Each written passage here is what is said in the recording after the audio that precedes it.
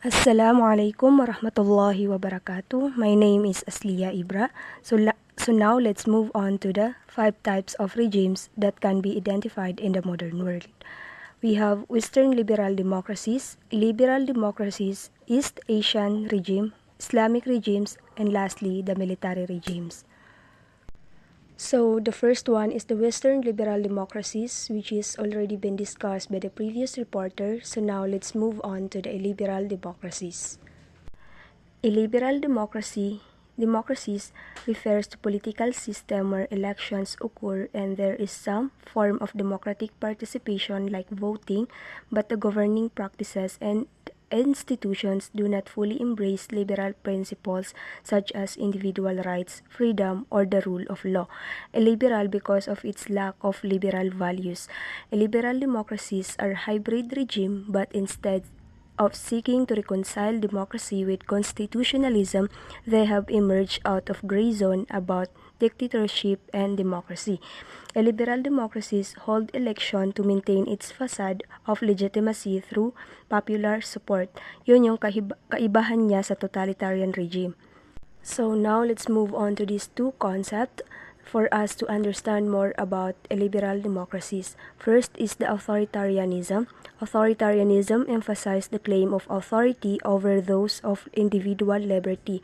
It is a political system where power is concentrated in the hands of a single leader or a small group, and political opposition and individual freedoms are severely restricted.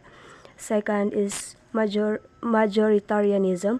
It is a principle of governance where the majority's preferences are given primary consideration in decision making, often at the expense of minority rights. So parang sa majoritarianism, mas napakikinggan yung boses ng majority kaysa sa minority.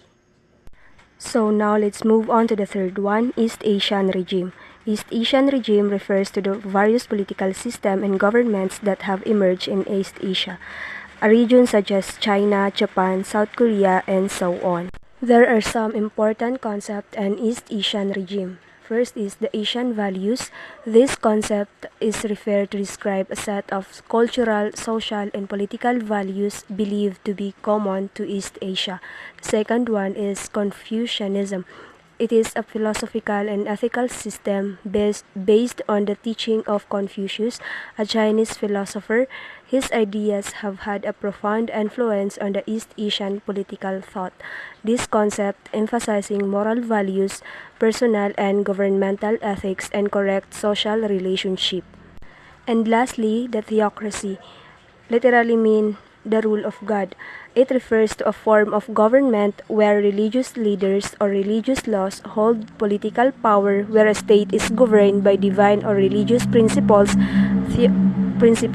Theocracies are often associated with Middle East.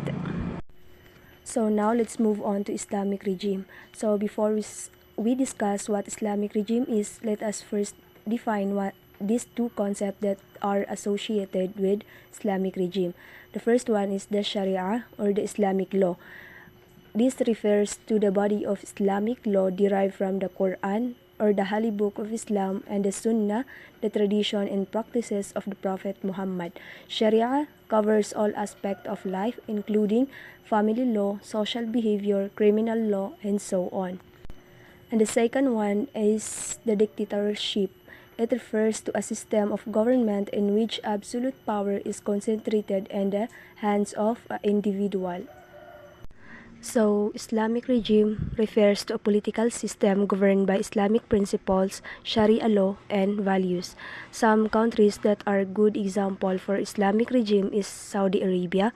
Saudi Arabia is a theocratic monarch because it combines Islamic principle with monarchical rule.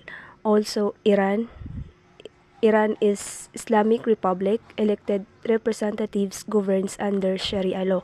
Also, Afghanistan, their Taliban regime, right, which imposed strict Islamic law and limited freedoms.